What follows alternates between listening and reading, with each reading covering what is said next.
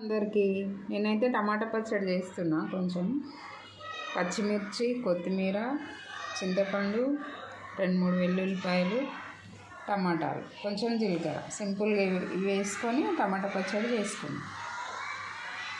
మంచి కడాయి పెట్టుకొని వేసుకోవాలి. పచ్చిమిర్చి వేసుకోవాలి. పచ్చిమిర్చి ఇట్లా ఆయిల్లో మంచిగా వేగనివ్వాలి. ఇందులోనే కొంచెం జీలకర్ర వేసుకోవాలి.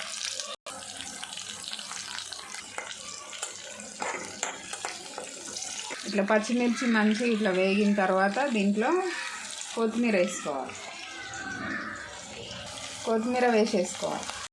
కొత్తిమీర పచ్చివాసన పోయేంత వరకు మంచిగా వేయించుకోవాలి. ఇట్లా ఆయిల్లో కొత్తిమీర మగ్గిపోయిన తర్వాత ఇట్లా క్లీన్ చేసుకున్న చింతపండు వేసేసుకోవాలి.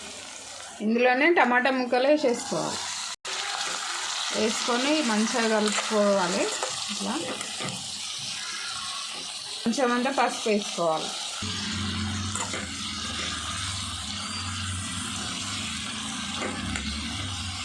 ఇట్లా మంచిగా మగ్గిపోవాలండి. మూత పెట్టద్దు. మూత పెడితే ఏంటంటే టమాటాలో వాటర్ బయటకు వచ్చి పచ్చడి బాగుండదు టేస్ట్. ఇట్లా మూత పెట్టకుండానే తిప్పుకుంటూ ఉడకనివ్వాలి. మళ్ళీ దీంట్లో నేను సాల్ట్ కూడా వేయాలి. వాటర్ వస్తుంది. మిక్సీ పట్టుకునేటప్పుడే సాల్ట్ వేయాలి. ఉడికేటప్పుడే వేస్తారు, కానీ నేనైతే ఇట్లా చేసుకుంటాను. టేస్ట్ బాగుంటుంది. ఇట్లా టమాటా ఇట్లా మంచిగా మగ్గిపోయింది. తొక్క ఊడిపోతుంది. దీన్ని స్టవ్ ఆఫ్ చేసి చల్లారనివ్వాలి. చల్లారిన తర్వాత మిక్సీ పట్టుకుందాం. ఇందులో కొంచెం వెల్లుల్లిపాయలు వేసుకోవాలి. స్టవ్ ఆఫ్ చేసినాక వేడికి కొంచెం ఉడికిపోయినట్లయితే టేస్ట్ బాగుంటుంది.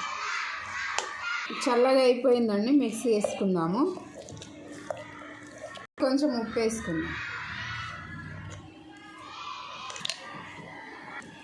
ఇట్లా మరీ మెత్తగా పేస్ట్లా కాకుండా ఇట్లా కొంచెం బరకగా ఉంటే టేస్ట్ బాగుంటుంది. నేనైతే ఇట్లా పట్టుకుంటా. మీకు ఇష్టం ఉంటే మెత్తగా మరీ ఇట్లా మెత్తగా అయినా చేసుకోవచ్చు. నేనైతే ఇట్లనే ఉంచుకుంటాను.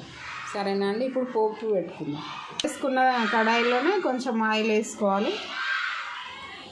కొంచెం జీలకర్ర, కొంచెం మినపప్పు, శనగపప్పు, కొంచెం ఆవాలు వేసుకోవాలి. 2 ఎండుమిరపకాయలు,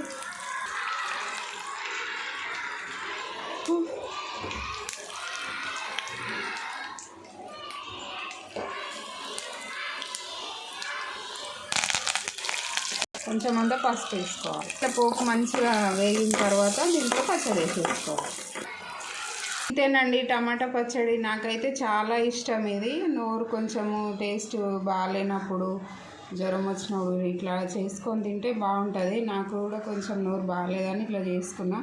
చాలా బాగుంటుందండి. చేసుకోండి మీరు కూడా. నా వీడియో నచ్చితే లైక్ చేయండి, సబ్స్క్రైబ్ చేసుకోండి ఫ్రెండ్స్. Thank you.